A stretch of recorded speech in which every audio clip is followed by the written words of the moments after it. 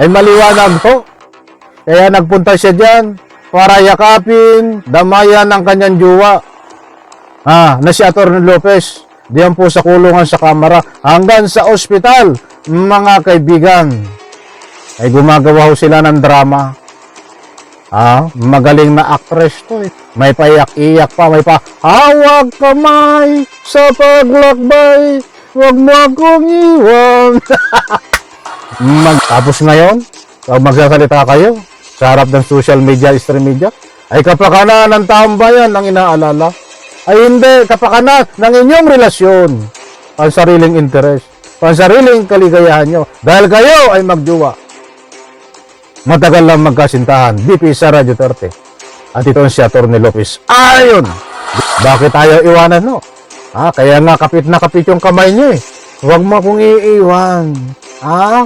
Mahal na mahal kita. Nako po!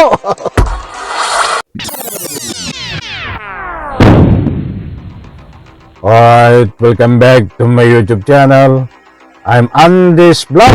Nako, ito ang maraming nagtatanong at napakainit na usapin. Sara Duterte, isang tomboy at magjowa, may relasyon. Ano ang relasyon? Jowa niya itong si Atty. Lopez. Mga kaibigan. Nako ho. Pasintabi ho, nirespeto po natin kung ano man ng kung ikaw man ay tomboy. Sa lahat ng mga tumboy, nirerespeto po natin yan. Ba't kailangan pag-usapan po natin ito? Sapagkat ito po ay hinalal ng taong bayan. Kaya po natin natatalakay ito. Kaya po natin nagkakaroon ng kaunting public opinion. Marami yung nagtataka kung bakit ganun na lang. Itong si BP Sara Duterte at itong si Atty. Lopez na talagang kabit, hawak kamay kahit ano ang mangyari. Napakarami ho. Ang mga katanungan lalong-lalo na diyan sa comment section. Kahit saan tayo lumibot ho na malalaking stream media ay pumutok. Itong napakainit na usapin na isiniwalat nitong si Ramon Tulfo na Batikan na kolumnista. At bata rin ho ni Digong. Kaibigan ni Digong matagal na. Kaibigan din ni Sara. Before. Ewan ko lang ngayon kung magkaibigan pa sila. At isang cabinet member din dati ni Digong. Isiniwalat na matagal na palang magjowa. Itong magkasintahan, ibig sabihin nun ng jowa. Itong kasalukuyang BP Sara Duterte. At itong si Atty. Lopez. Kaya ito, mga kaibigan, gusto ko pong ibahagi sa inyo itong pagsiwalat ni Ramon Tulfo. Na pinatutunayan niya, ayon po sa kanya, ay matagal lang may relasyon bilang magjowa. Itong si Vice Presidente Sara Duterte at itong si Atty. Lopez, kaya pala ito ay dikit na dikit. Ayaw maghiwalay. Kahit po diyan sa kamera, kaya pala pinuntahan doon upang ika nga po'y damayan, suportahan itong kanyang kasinta. Mantakin nyo ho. Kung magjowa man sila, so hindi ho nagpunta si Sara Duterte sa kulungan diyan sa kamera para sa intereso. At ang pinaglalaban niya ay ang karapatan o interes ng taong bayan. Kung ano man ang pinaglalaban nila. Ang pinaglalaban niya o dito ay isang relasyon na bawal. Ay bawal ho yan, mga kaibigan. But anyway, nirerespeto ko po ang anumang kung sino mang natumboy dito. Nirerespeto ko po yan. But ayon ho sa mga galawan ni BP Sara Duterte, ay maliwanag ho. Kaya nagpunta siya dyan para yakapin, damayan ang kanyang jowa. Na si Atty. Lopez. Diyan po sa kulungan sa kamera hanggang sa ospital, mga kaibigan. Ay gumagawa ho sila ng drama. Magaling na actress to eh. May paiyak-iyak pa, may pa hawag kamay sa paglakbay, Huwag mo akong iwan. Maganda ho. Ang mga script nila na kalokohan. Ha? Oh. Talagang yung sinasabi kong maganda ay kabaliktaran ho na kapangitan.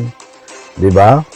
Hindi ho kapaki-pakinabang. Eto, at gusto ko munang ibahagi po sa inyo itong mga isiniwala to ni Ramon Tulfo tungkol dito na matagal na pala itong magjowa, mga kaibigan. Eto ho, pwede nyo pong bisitahin yan po sa kolom ni Ramon Tulfo itong kanyang pagsisiwalat, ha? Para yung resibo po natin, hindi po tayo nagpapakalat ng anumang fake news. Kung nasabi naman po natin ngayon na magjowa itong dalawang ito, ay mayroon po tayong batayan. Kaya muli ho, hindi ho tayo nagpapakalat ng anumang fake news. Ito ho, buhat kay Ramon Tulfo. Bakit ayaw iwanan ni Vice President Sara Duterte ang kanyang Chief of Staff na si Zuleika Lopez sa Batasan Pambansa Detention Facility? Bakit ayaw iwanan, no? Kaya nga kapit na kapit yung kamay niyo eh. Huwag mo akong iiwan. Mahal na mahal kita. Nako po! Yari na. Ito pa. Lopez has been placed under detention by the House of Representatives Quad Committee for Representative Squad Committee for supposedly lying under oath on how Sara spent her confidential intelligence fund. Ito pa. Sara cares so much for Lopez. She was decided to stay with her the House of Jail, leaving Congressman Pasel. Gusto ba talaga ninyong malaman? Ito na ang sagot. Ito na po ang sagot sa mga nagtatanong kung bakit gano'n na lang ang ginagawa ni VP Sara Duterte. Na talagang kung ano-ano na lang iniisip para lang maprotektahan. Ito hong si Laika, itong si Atty. Lopez. Ito po ang kasagutan. Ito na ang kasagutan. Gusto ba talaga ninyong malaman ayon no dito kay Ramon Tulfo? O ito ang sagot. Si Sara at Zuleika ay matagal nang magkasintahan. Aba? Ay matagal na pala itong magkasintahan? Sa bagay ito ay meron na po tayong nababalita at sumisigaw noon. Ba't hindi lang ho talagang napag-usapan na ito talagang si Sara Duterte?